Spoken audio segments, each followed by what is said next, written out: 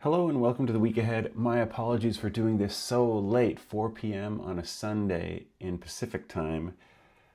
I don't even think many people will have a chance to see this before the week ahead, but I wanted to quickly run through it. I've just been so smoked and busy working on EMA Riders, trying to get that thing ready and doing some, frankly, mind-blowing stuff on there that I can't wait to share. But I wanted to touch base about where we are at here on this monthly high or low scout. So I talked a lot about the conditions I'm looking for going into scouting monthly high or lows. And I wanted to share this indicator that I have that I've been sort of working on for quite a while. And the whole purpose of this indicator is to find monthly high or lows. I call it monthly high or lows, or monthly high or low trader. And what I do is I'm trying to figure out, on average, when there's a deep pullback like this, how many ATRs from the daily EMA 12 does price get to? And what is the 90th percentile of the furthest that it gets to?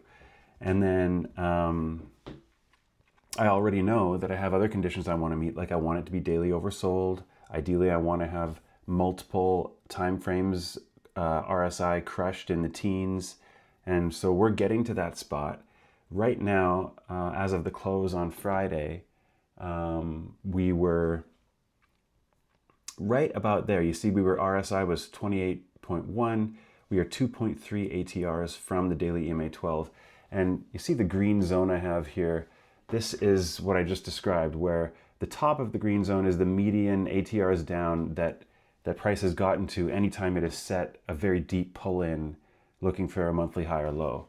And so the median ATRs down from the daily EMA 12 is about 2.3. That's exactly where we were at the close on Friday.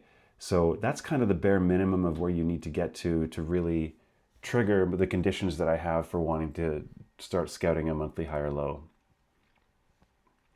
We also have the other one down here is the 90th percentile, the worst ATRs down. That's 3.9. And so if you look back to the last time we had a deep pull in way over here, it's worth seeing back then when this bottom was set, the RSI on the close of that day was 23.1. It was probably lower on the open. And then the ATRs down at the low here from the daily EMA 12 was 4.3 ATRs. So that was quite extreme on that flush. And so we're not close to that yet. And I think, if we get a gap down on Monday, then that's tomorrow morning, then I think we're definitely in the spot where we want to be getting long, or at least looking for a bottom to form. I'm not giving financial advice here. I'm not telling anybody what to do. But for me personally, I was already buying when we touched this level on Friday. So when SPY got there, I had sold all of my long-term holdings at the top and anticipating that this move was going to come. So I made my first purchase back of that stuff that I sold right here. It was just a small portion of what I sold from the top. And so I'm basically starting to piece back in right there. I am absolutely ready, willing, and hoping that we get further downside here on Monday or even in the coming days beyond that, because I do not plan on selling these anytime soon. I think I'm planning on scaling in quite a bit back into this, anticipating a monthly high or low. And these are going into long-term holdings where I'm totally comfortable swinging them for a really long time. So different ball game than day trading. And that's just me sharing what I'm doing. You do you. And so I do think that it can absolutely get more extreme from here. I actually think that it would be awesome if it did. I feel like the more extreme it gets, the more extreme I'm going to get. Because that just means that this rubber band is getting stretched. And if they keep stretching it, you've seen what happens to a rubber band when it just stretches. It just keeps getting narrower, narrower, tighter, tighter, tighter, tighter. And when that thing snaps back, it's insane. So that's what I want. I want to have an insane snapback. And you can't get an insane snapback unless you get an insane stretch. So that's what I'm looking for here. And that's what I want. So let me go over to ES really quick. Let's go look at where the market's just opened, and we are gapping down a little bit. Let me just look at this on the 30-minute time frame. So market open, we gap down, we're just sort of wobbling down here. But I do think it's worth noting, it was actually more clear on SPY, I think it was.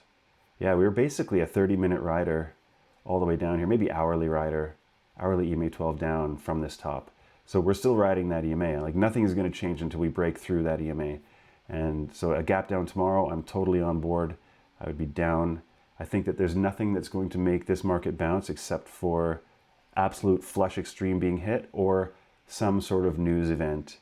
You know, what I noticed is that like this pop we had after hours here, there was another pop midday here on Friday. What I'm noticing is that some news comes out, we get a pop, and then it fades. Some news comes out, we get a pop, and it fades. But the news actually, like the content of that news, I think is going to matter. Because if it's just some, hey, here's something that happened, we're getting these massive pops on just like some BS news, not as cool as if there's a major change in the status of what's going on in Iran or something like that. If there's a major news event that comes out that I think the market is already primed to react to that. We're just waiting for that trigger to send it the other direction because we're getting so extended. But anyway, we can totally get more extended, and I'm game. I want it. So bring it on. Let's see. I'm excited for this week. But remember, excitement is also a form of tilt. So got to temper your emotions. Just watch the charts, understand your guides, what's being ridden on the way down, what your triggers are for you getting long if you're going to get long. Know thyself. All right, folks. Happy trading.